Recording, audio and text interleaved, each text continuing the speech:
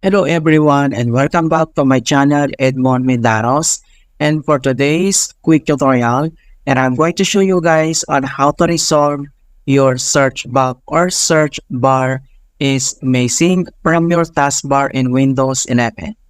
So guys, mapapansin nyo dito sa ating taskbar ay missing dito yung search box or yung search bar. Okay? So wala po siya dito. Kung paano ba natin yan i-fix, and without further ado, and let's go ahead.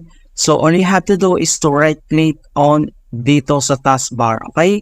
So dito lang sa blank space ay kailangan mo lang mag right click and then select mo lang dito yung taskbar settings. So click mo lang yan.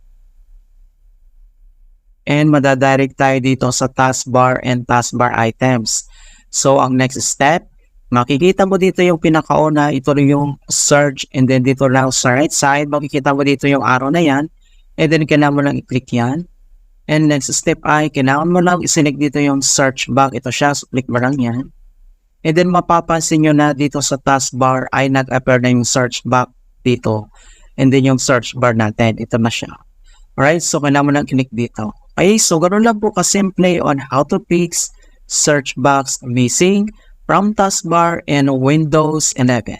And please don't forget to like this video, subscribe to my channel for more quality content. Thank you guys and see you in my next tutorial.